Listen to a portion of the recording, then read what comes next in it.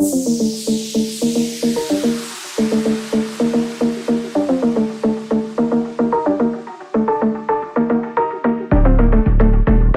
sejahtera untuk kita semua, Bapak Ibu sekalian.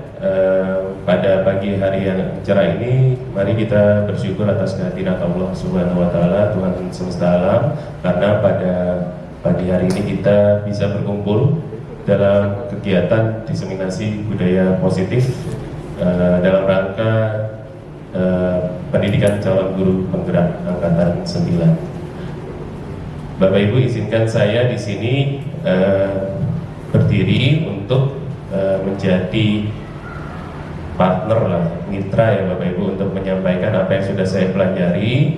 Mudah-mudahan saya apa yang sudah saya pelajari bisa Bapak Ibu juga terima, atau bisa Bapak Ibu juga aplikasikan di kehidupan kita sebagai seorang guru. Sebelum dimulai Bapak Ibu, saya ingin menyampaikan beberapa hal. Yang pertama, kita buka dulu kegiatan pada pagi hari ini dengan membaca basmalah bagi yang beragama Muslim, dan yang beragama lain saya persilakan. Kita mulai sama-sama. Bismillahirrahmanirrahim.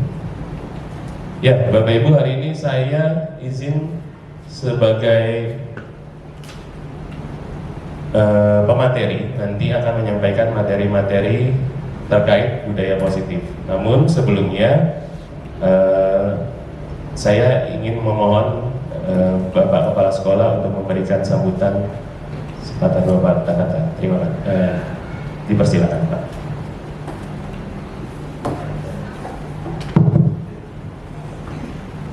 Bismillahirrahmanirrahim. Assalamualaikum warahmatullahi wabarakatuh. Selamat pagi, salam sejahtera untuk kita semua. Yang saya hormati Bapak Ibu guru dan juga Pak Umar selaku calon guru penggerak yang pada kesempatan pagi ini melaksanakan diseminasi budaya positif, dan juga para siswa yang saya banggakan.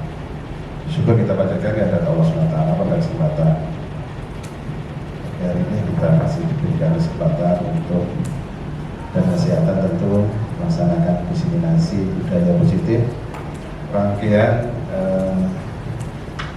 kegiatan yang dilaksanakan oleh Pak Umar Kholis selaku calon guru penggerak angkatan yang ke-9 di SMA Negeri 1 Sewon. Ada beberapa hal yang perlu kita sampaikan, bahwa budaya positif ini bisa kita terapkan selama di sekolah dalam segala hal, baik kegiatan pembelajaran akademik maupun non-akademik. Sebagai contoh, misalnya kita memberikan hukuman kepada siswa yang melanggar tata tertib, maka kita perlu memberikan hukuman, memberikan punishment, tentu dengan hal yang positif yang bisa meningkatkan kesadaran anak tersebut atau siswa tersebut untuk tidak melanggar tata tertib lagi, sehingga hukuman itu tidak memberikan judgment bahwasanya anak telah melanggar tata tertib dan telah berbuat salah, selamanya akan salah. Namun demikian Bapak Ibu, kita juga perlu harus belajar, harus memahami jenis-jenis penerapan budaya positif itu dalam segala hal. Ya, ini tentu hal yang tidak mudah. Tentu kita melalui Pak Umar Kholis sebagai calon guru penggerak, harapannya nanti bisa memberikan contoh-contoh menjadi menggerakkan kita semua warga sekolah bagaimana menerapkan budaya positif ini di segala hal. Baik itu sekali lagi selama mengikuti kegiatan calon guru penggerak ataupun nanti dalam pelaksanaan praktek dalam pembelajaran di sekolah, dengan harapan diseminasi pada pagi hari ini bisa dapat diikuti dengan baik dan memberi kemanfaatan bagi pasien. Jadi yang saya ucapkan sambutan pada Pak Ken ini ada permohonan maaf saat ini. Assalamualaikum warahmatullahi wabarakatuh. Waalaikumsalam. Ya, terima kasih kepada Pak Kepala, Bapak Subarino PhD atas sambutannya. Bapak Ibu, mari kita mulai kegiatan pada pagi hari ini. Sebelumnya saya ingin kita pemanasan dulu, kita ice breaking dulu. Jadi biar lebih semangat, dan lebih fokus, saya akan memimpin ice breaking. Ice breakingnya simple aja, Bapak Ibu. Saya akan meminta Bapak Ibu untuk melakukan apa yang saya katakan. Ya, melakukan apa yang saya katakan. Oke, siap. Kita mulai. Yang pertama, Bapak Ibu saya minta tolong tangannya ke depan, ya, tangannya ke depan. Kemudian buat lingkaran, diputar, makin kencang, searah jarum jam ya, makin kencang, lalu pegang dagu. Nah, kan, dagu di mana ya Bu? Nah, dagu di sini, berarti belum fokus nih. Sekali lagi Bu, sekali lagi. Kita mulai lagi. Sekarang tangan kiri, biar lemes juga tangannya, kita pemanasan sedikit. Putar searah jarum jam. Kita putar, fokus, pegang mata, bagus, semuanya sudah fokus, berarti tepuk tangan untuk kita semua. Ya, itu sedikit kecil-kecilan aja, biar fokus Bapak Ibu semua. Jadi hari ini mudah-mudahan apa yang saya sampaikan bisa Bapak Ibu dapatkan intisarinya atau hal-hal yang positif, karena tema kita juga sesuai, diseminasi budaya positif. Mudah-mudahan hasil akhirnya nanti juga jadi positif. Kita mulai Bapak Ibu dengan sebuah video. Saya akan menampilkan sebuah video. Nanti saya akan minta Bapak Ibu berikan tanggapan dari video tersebut. Sebentar. Ini mungkin ada yang sudah pernah nonton. Sebentar. Salah.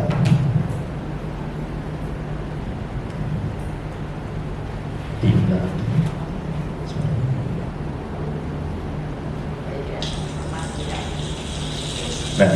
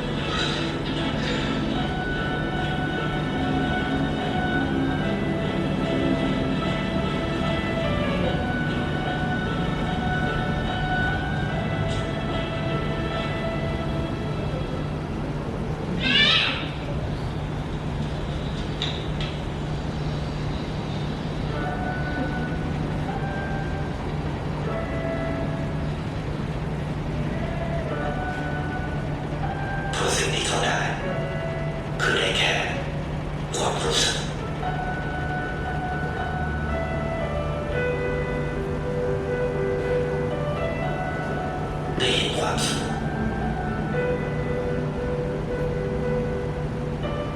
ได้เข้าใจ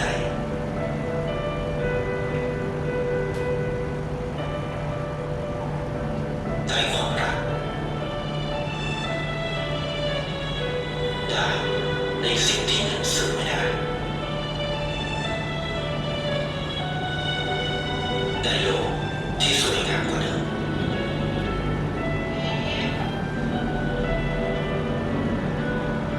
ในชีวิตคุณอะไรคือสิ่งที่คุณต้องการมากที่สุด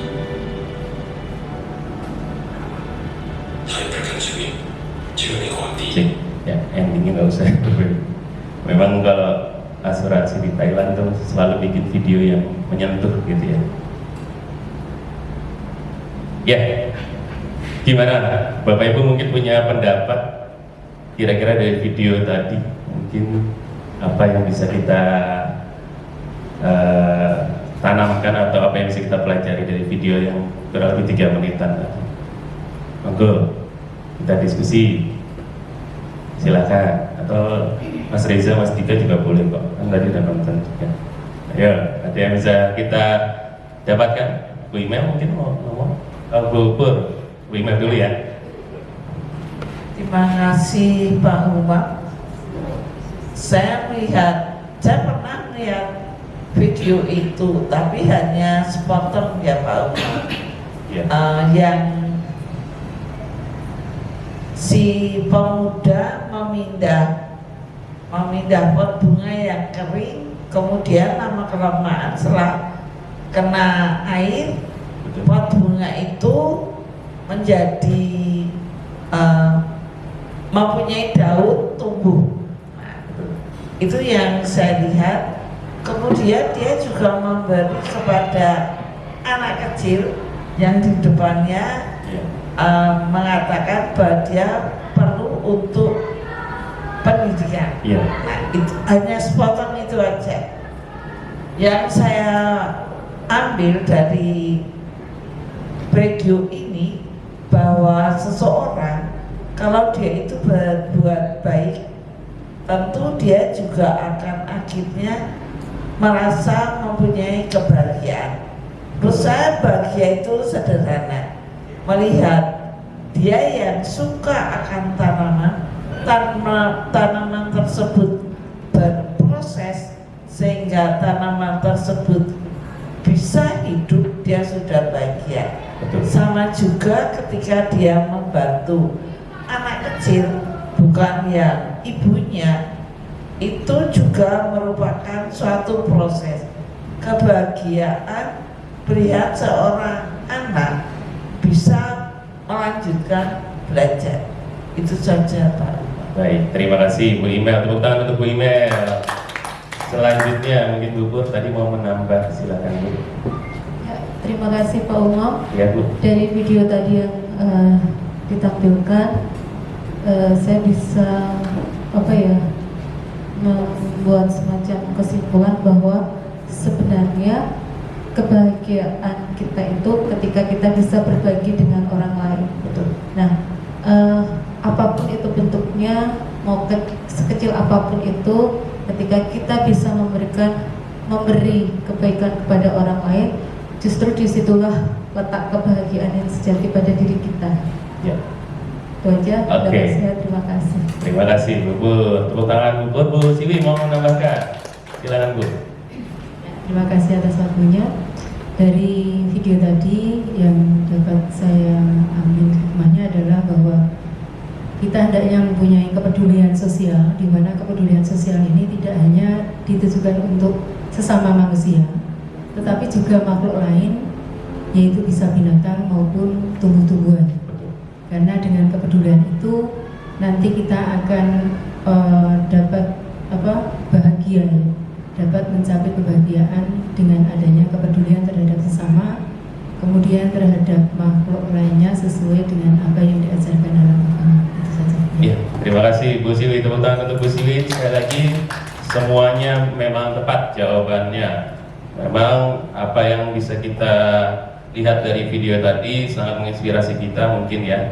Dan apa yang bisa saya sampaikan adalah satu hal Bapak Ibu.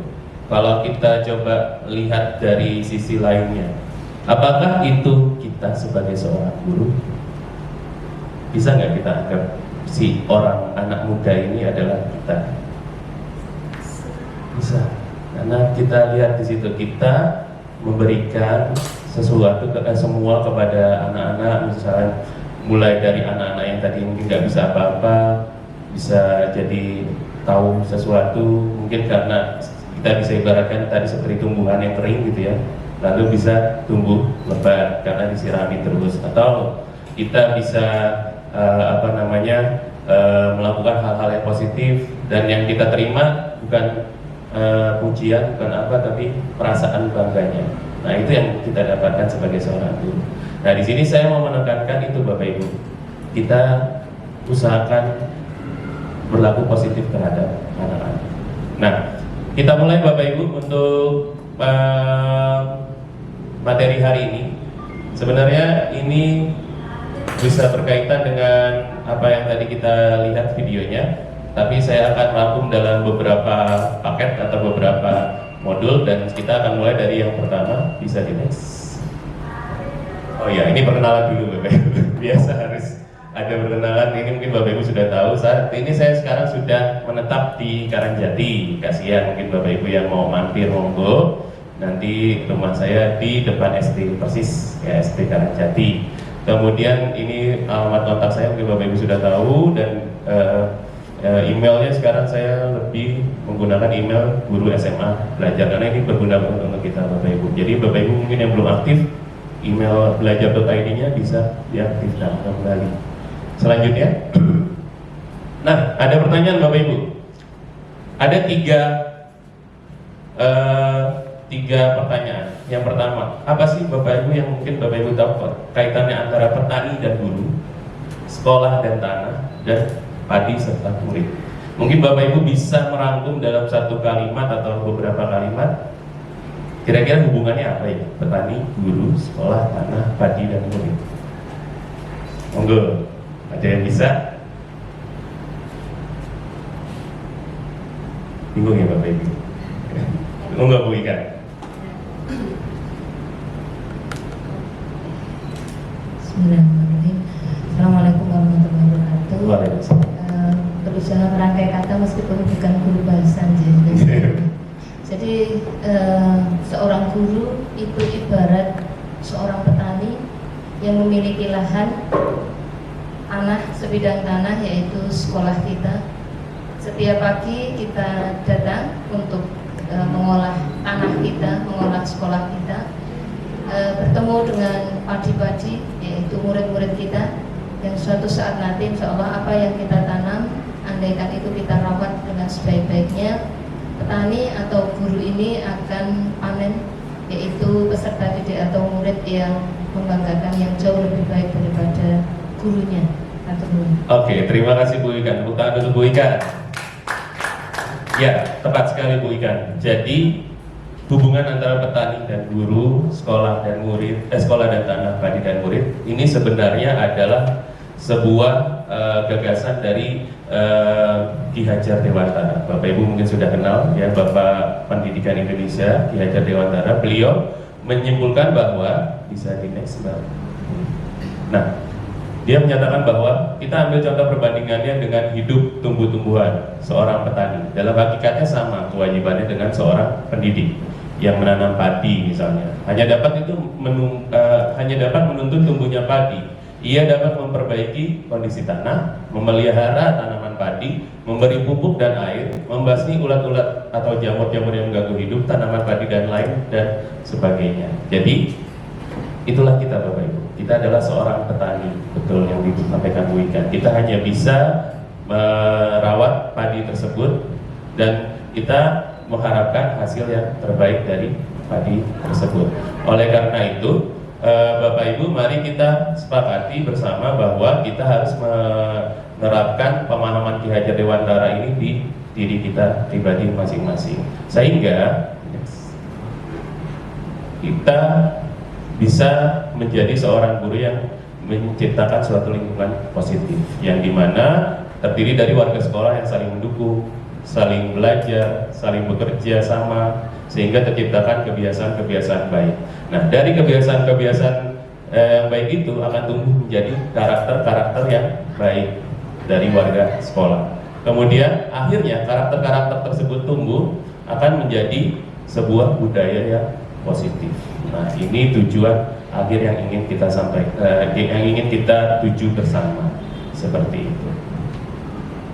Nah, ini juga tertuang dalam Standar Nasional Pendidikan yang sudah tertuang di pasal 10 ayat 2 ya Bapak Ibu. Di situ disampaikan juga lingkungan yang positif sangat diperlukan agar pembelajaran yang terjadi adalah pembelajaran yang berpihak pada murid. Sekali lagi, pembelajaran yang berpihak pada murid sebagaimana tertuang dalam Standar Proses Nasional pasal 12. Nah, di sini disampaikan bahwa dalam pasal 10 ayat 2 huruf B diselenggarakan dalam suasana belajar yang interaktif, inspiratif, menyenangkan, menantang, memotivasi peserta didik untuk berpartisipasi aktif dan memberikan ruang yang cukup bagi prakarsa, kreativitas, kemandirian sesuai dengan bakat, minat, dan perkembangan serta psikologis peserta didik. Itu hal yang tertuang dalam Standar Nasional Pendidikan. Nah, sekarang kita akan main lagi Bapak Ibu. Saya minta Bapak Ibu mungkin berpasangan, atau kalau yang mau sendiri juga nggak apa-apa. Saya minta Bapak Ibu sekarang yang satu jadi A, yang satu jadi B, ya. Nah, yang A ini bisa memasukkan benda, sesuatu yang kecil aja, mungkin kertas atau apa yang kecil, digenggam ke dalam tangan, gitu ya. Kemudian yang B nanti ini harus bisa mengambil benda tersebut, ya. Kita coba dulu yang mau jadi A siapa? Monggo, ganti-gantian aja, silakan. Bapak Ibu yang sebelahnya ada pasangannya bisa, yang sendiri Bapak Ibu seolah-olah berdua. Jadi yang satu pegang, yang satu coba lepas. Nggak apa-apa, bisa. Ya, saya juga kemarin praktik ini sendiri, karena kemarin pas belajarnya sendiri. Nah, coba sekarang saya kasih waktu 1 menit. Gimana caranya Bapak Ibu melepas bagi yang B, dan yang A gimana caranya mempertahankan benda tersebut? Ya, kita mulai. Yang 1 menit kelamaan, 30 detik dari sekarang. Silakan, 30 detik. Ayo, gimana cara dilepas? Boleh Bapak Ibu gunakan cara apapun. Gak mesti dipaksa, bisa juga mungkin dirayu-rayu, dikasih uang atau gimana caranya. Pokoknya yang penting bisa lepas. Coba disimulasikan. Kalau yang sendiri mungkin Bapak Ibu seolah-olah yang A ini adalah orang lain gitu. Nah, coba gimana gitu ya. Nah, oke, sudah. Nah, kalau sudah, sekarang ada pertanyaan dari permainan tadi.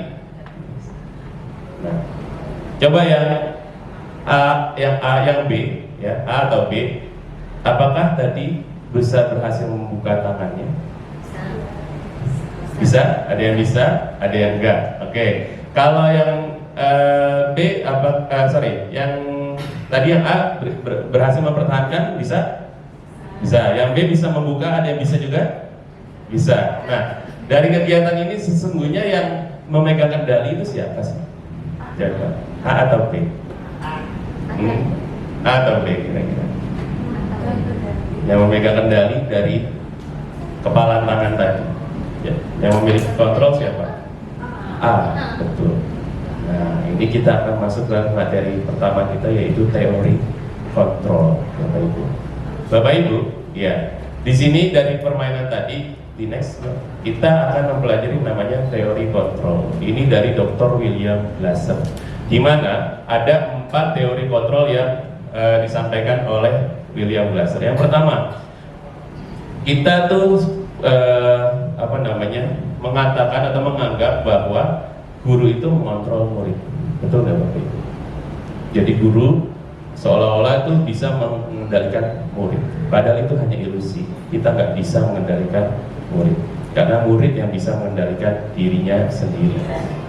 Itu yang pertama. Yang kedua, ilusi bahwa semua penguatan positif efektif dan bermanfaat. Nah ini, ya, nggak semua motivasi yang kita berikan ke murid itu efektif.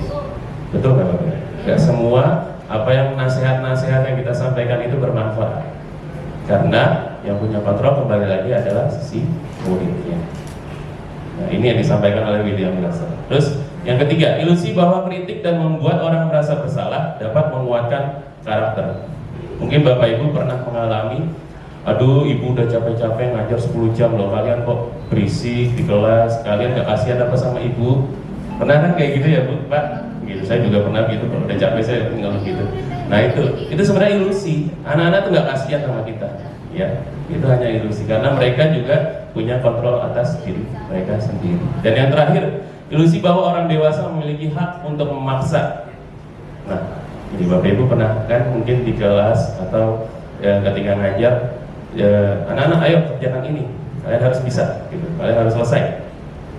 Gitu. Padahal anak-anak punya kontrol sendiri atas dirinya, dia nggak bisa dipaksa. Nah, dari keempat teori ini, nah, Bapak Ibu kita harus bisa membedakan bahwa yang pertama, kebutuhan kita itu nggak sama. Kebutuhan kita itu berbeda, antara guru dan murid itu punya kebutuhan yang berbeda. Makanya kita harus sadari bahwa setiap siswa punya kebutuhan yang berbeda. Jadi kita tidak bisa memberikan sesuatu yang sama kepada setiap murid. Yang kedua, semua orang melihat yang sama, setiap orang memiliki gambaran yang berbeda. Itu teori kontrol sebenarnya. Setiap orang memiliki gambaran yang berbeda. Mungkin di mata Reza, saya adalah guru yang baik, tapi di mata Dika belum tentu saya sebagai guru yang baik. Dan itu terjadi pada kita semua. Seperti itu Bapak Ibu. Kemudian kita mencoba mengubah orang agar berpandangan sama dengan kita. Nah itu yang harus kita coba diperbaiki, menjadi kita berusaha memahami pandangan orang lain tentang dunia. Karena apa yang kita pikirkan belum tentu bisa mengubah pandangan orang, seperti itu. Lalu perilaku buruk dilihat sebagai suatu kesalahan.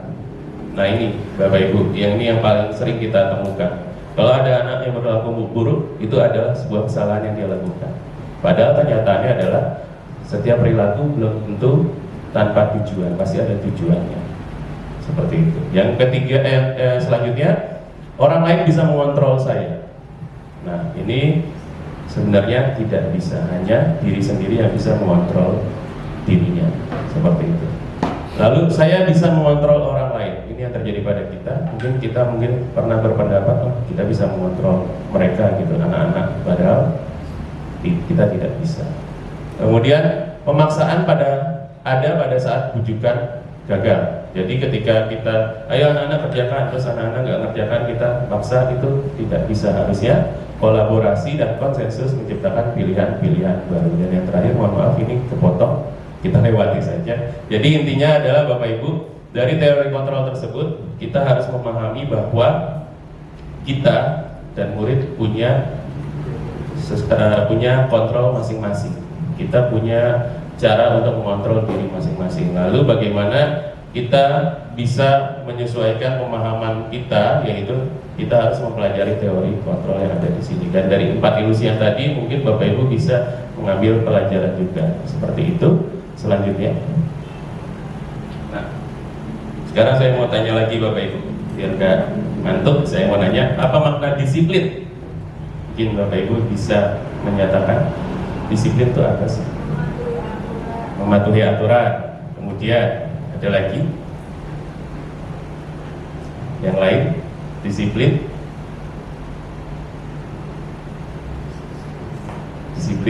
ayo, hanya mematuhi aturan saja.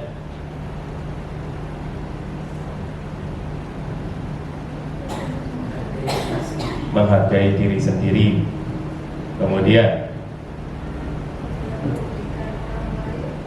tidak merugikan orang lain. Selanjutnya ada lagi? Tidak ada? Oke. Sebenarnya disiplin itu ada 2 makna, yang positif dan yang negatif. Yang negatif mungkin kita bisa tahu kalau anak harus mematuhi peraturan dan sebagainya. Nah, tapi saya yang mau ambil adalah disiplin positif. Disiplin positif adalah pendekatan disiplin yang berfokus pada pengembangan karakter dan motivasi internal murid.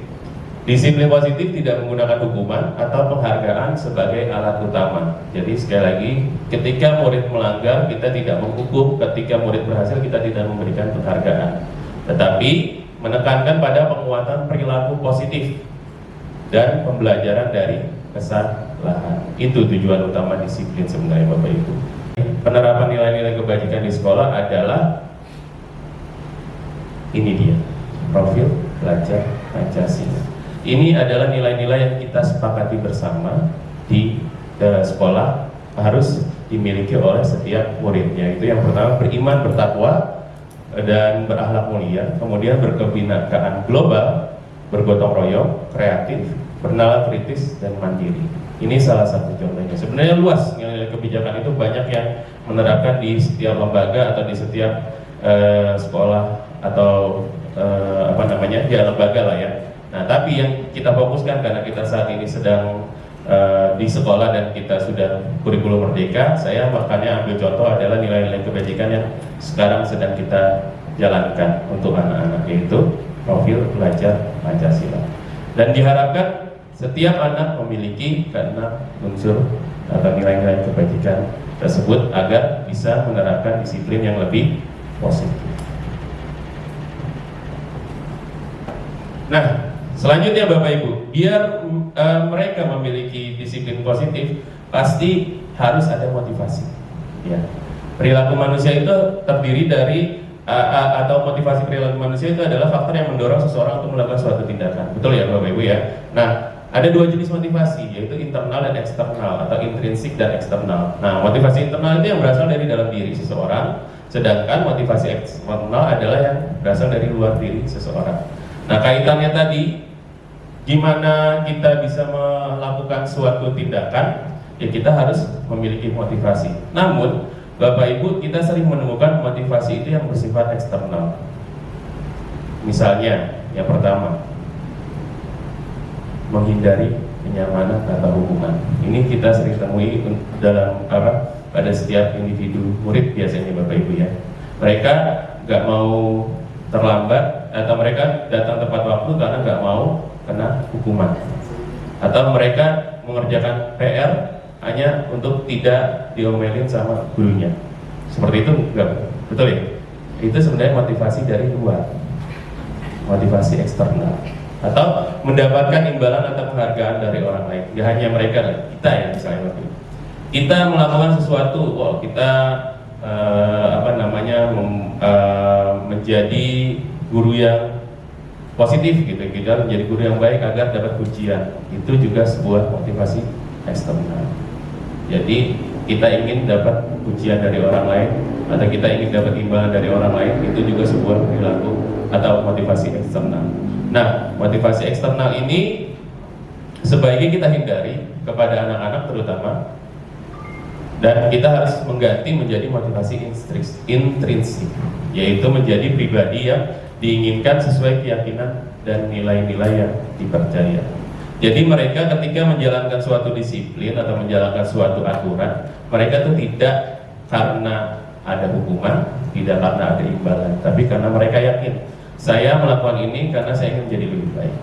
Saya melakukan ini karena saya yakin sama nilai-nilai kebajikan yang saya miliki. Nah, ini tujuan dari disiplin positif seperti itu. Kemudian,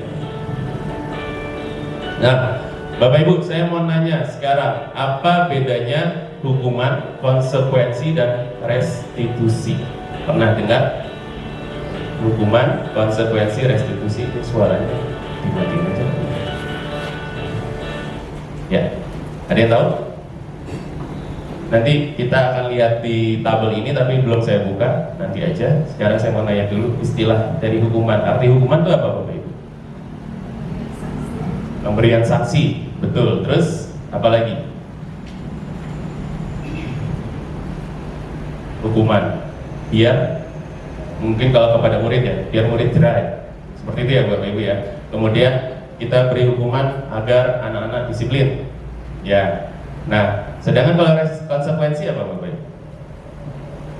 Atau hukuman itu biasanya yang memberikan orang lain atau diri sendiri? Orang lain ya. Jadi bukan atas kemauan diri sendiri kita memberikan hukuman. Nah, kalau konsekuensi,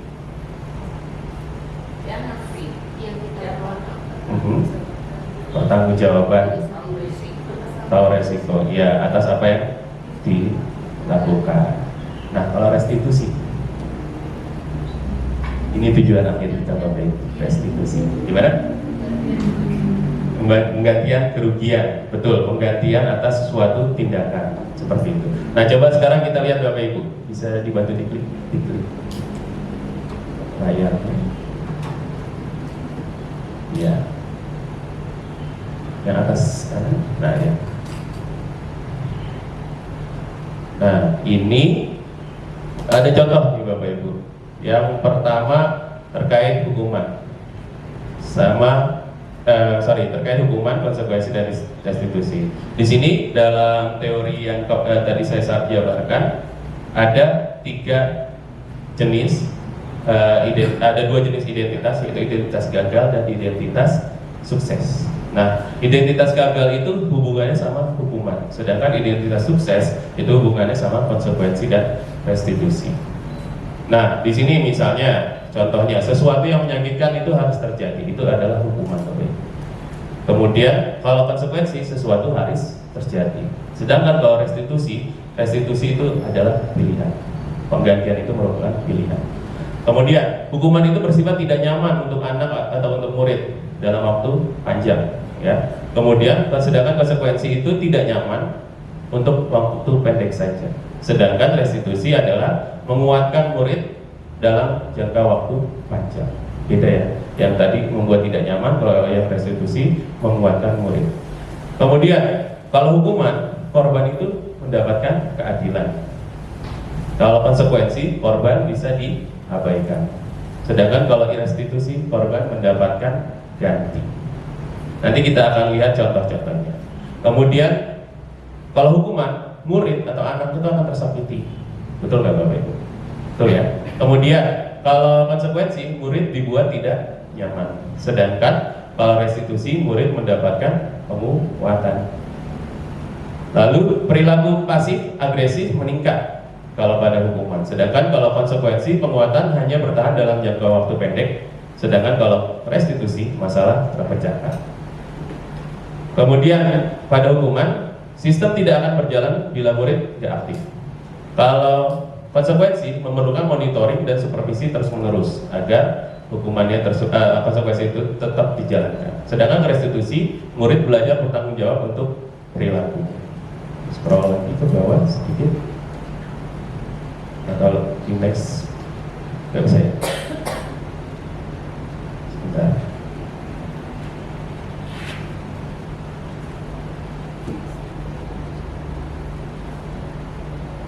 Nah, kita ke sini ya. Nah, kalau hukuman itu Bapak Ibu bersifat negatif, sedangkan konsekuensi bersifat netral, sedangkan restitusi bersifat positif. Lalu misalnya contohnya kalau hukuman, kalimatnya seperti ini.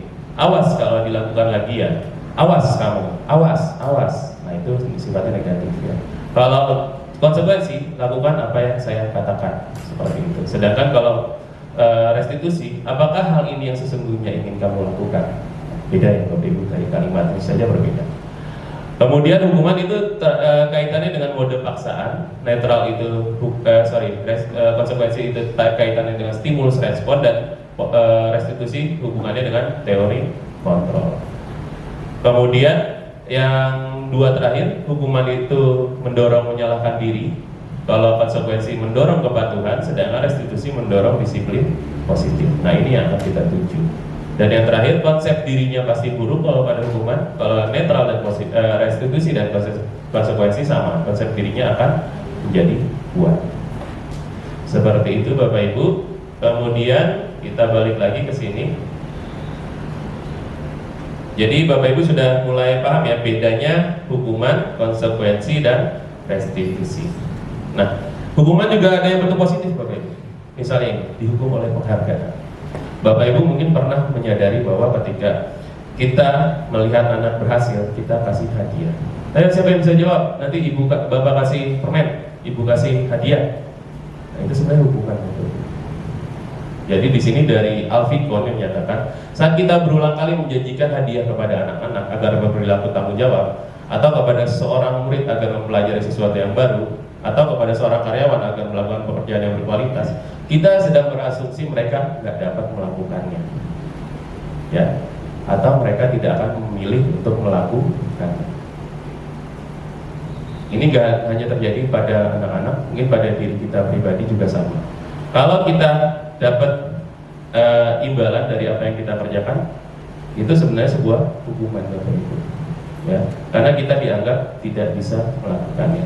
Makanya kita diharapkan bisa memiliki disiplin positif ini agar tidak bisa dihukum oleh penghargaan seperti ini.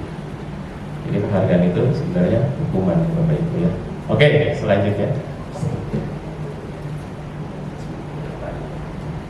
Nah, restitusi. Nah, ini yang akan kita tuju Bapak Ibu.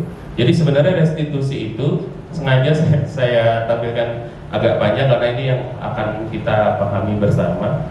Restitusi ini adalah salah satu yang atau tujuan akhir kita agar kita bisa menerapkan disiplin positif di kelas. Nah, dibuka bisa dibuka. Jadi di sini disampaikan bahwa restitusi itu sebuah cara menanamkan disiplin pada murid. Saya akan bantu baca ya Bapak Ibu. Jadi proses menciptakan kondisi bagi murid untuk memperbaiki kesalahan mereka sehingga mereka bisa kembali pada kelompok mereka dengan karakter yang lebih kuat. Itu menurut Gosen, Diana Gosen 2004, pakar psikologi. Kemudian restitusi juga proses kolaboratif yang mengajarkan murid untuk mencari solusi untuk masalah dan membantu murid berpikir tentang orang seperti apa yang mereka inginkan dan bagaimana mereka harus memperlakukan orang lain. Restitusi membantu murid menjadi lebih memiliki tujuan, kemudian disiplin positif dan memulihkan dirinya setelah berbuat salah. Penekanannya bukan pada bagaimana berperilaku untuk menyenangkan orang lain atau menghindari kenyamanan, namun tujuannya adalah menjadi orang yang menghargai nilai-nilai kebajikan yang mereka percaya. Sebelumnya kita telah belajar, langsung aja mungkin di bawah lagi. Nah, ini ada ciri-ciri restitusi. Saya akan bacakan judulnya aja, kita nggak usah jabarkan. Nanti Bapak Ibu yang mau file saya akan berikan ya Bapak Ibu. Jadi restitusi itu bukan untuk menebus kesalahan, namun untuk belajar dari kesalahan. Kemudian di scroll lagi, terus. Nah, restitusi itu memperbaiki hubungan Bapak Ibu. Gimana kita antara guru dan murid biar hubungannya lebih baik, kita bisa melaksanakan restitusi ini. Kemudian restitusi itu tawaran, bukan paksaan.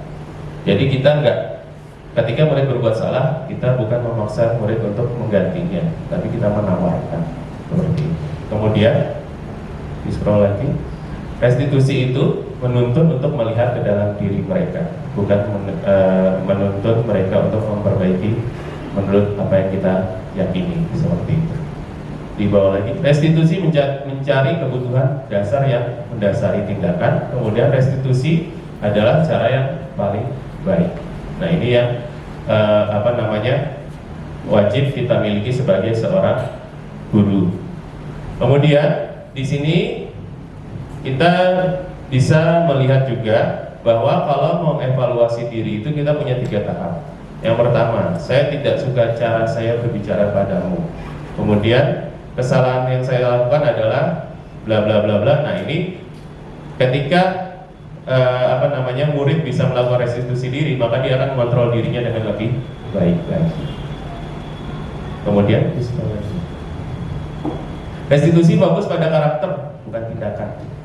Jadi bukan menghukumnya, menindak, tapi kita membentuk karakter anak tersebut. Dan restitusi yang jelas menguatkan, ya, sekali lagi restitusi adalah menguatkan. Ini banyak ya Bapak Ibu, kita lewati aja. Intinya nanti Bapak Ibu bisa mempelajari buku atau simpulan dari restitusi ini yang dibuat oleh Diana Gosen. Diana Gosen ini adalah seorang pakar psikologi pendidikan. Kembali ke slide.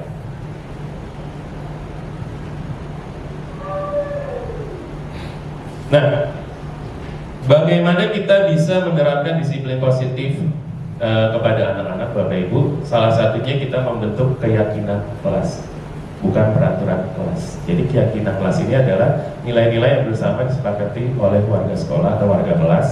Kemudian keyakinan kelas ini dapat menjadi pedoman dalam perilaku sehari-hari. Misalnya, bisa di next. Nah, ini dia. Kalau keyakinan kelas itu kalimatnya seperti ini Bapak Ibu. Yang pertama, setiap anggota kelas perlu belajar. Setiap anggota kelas perlu senang. Setiap anggota kelas perlu melakukan tugas. Itu salah satu contohnya. Atau keyakinan kelasnya selalu bersikap positif, senantiasa menjadi diri yang terbaik. Jadi bukan datang tepat waktu, membersihkan kelas, bukan seperti itu Bapak Ibu. Itu namanya kesepakatan atau peraturan kelas. Sedangkan keyakinan kelas itu seperti ini.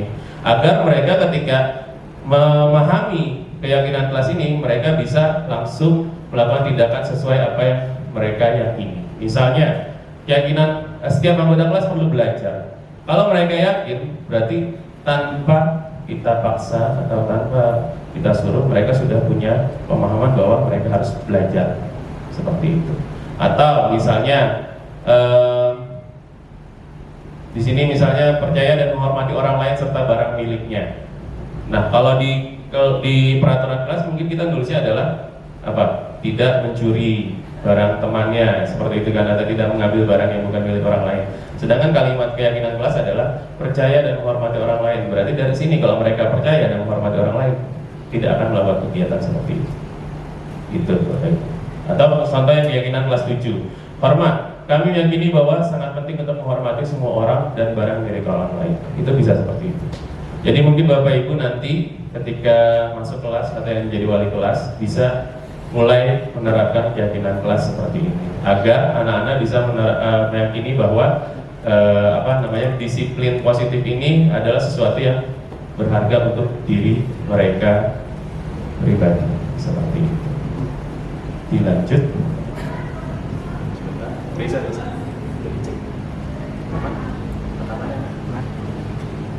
Ya. Nah, Bapak Ibu kita lanjut. Kaitannya dengan disiplin positif itu ada namanya 5 kebutuhan dasar manusia. Karena dalam membuat disiplin positif kita harus mengerti juga bahwa manusia itu punya 5 kebutuhan dasar. Yang pertama itu yang di tengah itu bertahan hidup. Jadi manusia pasti membutuhkan makan, membutuhkan sandang pangan dan seterusnya untuk bertahan hidup. Kemudian ada juga kebutuhan kasih sayang dan rasa diterima. Ini juga berlaku pada anak-anak. Mereka butuh kasih sayang dari orang tua, dari guru, dari teman, atau butuh rasa diterima juga.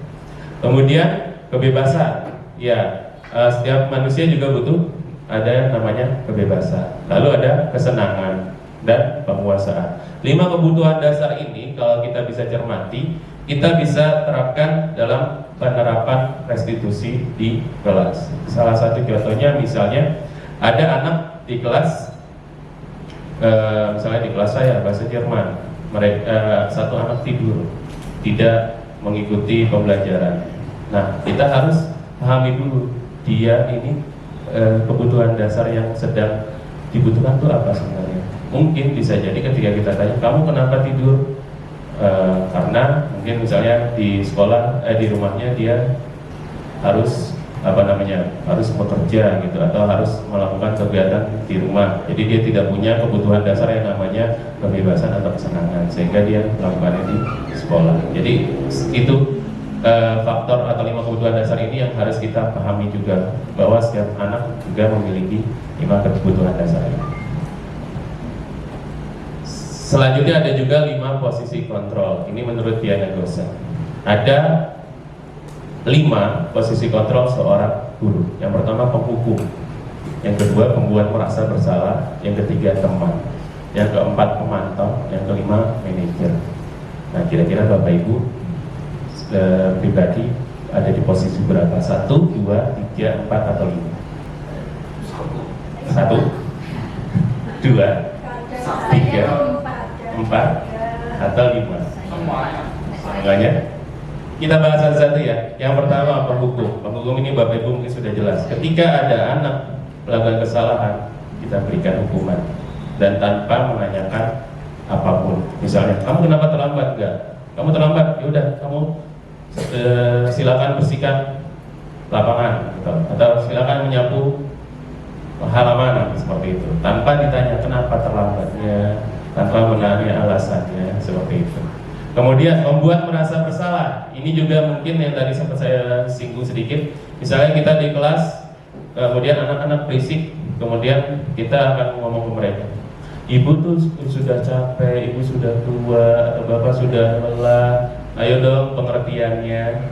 Ada kan ya bapak ibu yang seperti itu? Nah itu membuat merasa bersalah namanya. Kemudian teman, nah ini yang mungkin sebagian besar, terutama saya ya, mungkin saya pribadi, saya selaku guru itu selalu merasa menjadi temannya anak-anak. Ayo anak-anak kerjakan, gitu. Kalau enggak nanti bahasanya jadi kayak seolah-olah sebagai teman gitu ya. Ayo kita sama-sama kerjakan, atau ayo kita belajar, ayo kita harus ngikuti tugasnya ya. Nah, itu sebagai seorang teman seperti itu. Nah kalau pemantau ini konteksnya adalah dia guru tersebut ya melihat dulu tindakan anak tersebut gitu ya, terus menanyakan kamu seperti itu kenapa? Saya melakukan kesalahan, kamu seperti itu kenapa? Terus kamu harus ngapain? Nah itu namanya pemantau. Oke, ibu pantau ya. Oke, ibu lihat ya, itu pemantau. Sedangkan kalau manajer, nah ini yang diharapkan bapak ibu guru bisa di posisi 5 ini. Dilanjut. Nah, kita akan lihat nih bahasan yang lebih lengkapnya di video YouTube ini, Bapak Ibu. Mungkin Bapak Ibu bisa melihat 5 posisi kontrol dari pemahaman yang disampaikan oleh pemateri yang ada di video. Silakan ikutan.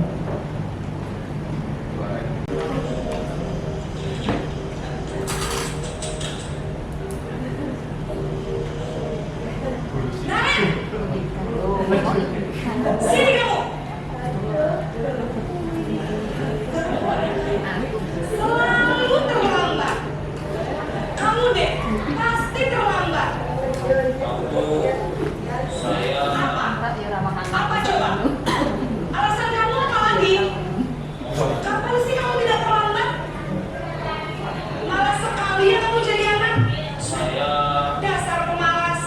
Yang kapok-kapok sih kamu. Sudah berapa kali terlambat? Sana, kamu keliling lapangan basket 2 kali. Kenapa saya harus keliling basket? Kenapa? Kamu malah ibu. Berani-beraninya jawab. Sudah terlambat, masih berani jawab pula. Sekarang, keliling lapangan basket 5 kali sekalian. Biar kapok. Cepat. Pergi sana ke lapangan basket. Posisi penghukum biasanya berbicara dengan nada tinggi, menghardik, menunjuk-nunjuk, menyakiti, dan menyindir. Hukuman bisa berupa fisik maupun psikis. Ibu dan bapak guru hebat.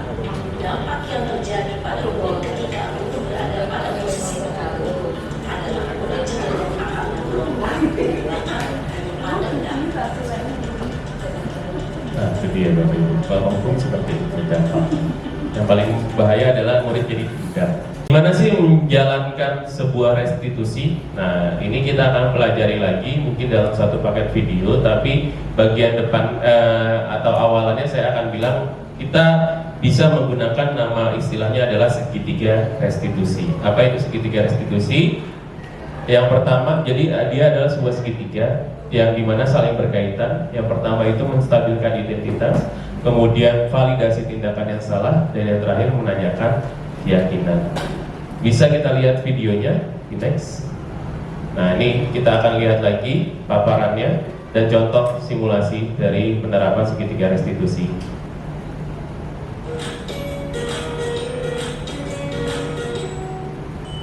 Salam dan bahagia Ibu dan Bapak guru hebat. Pada video kali ini kita akan membahas tentang salah satu program disiplin positif yang diterapkan di lingkungan sekolah yang dikenal dengan nama restitusi.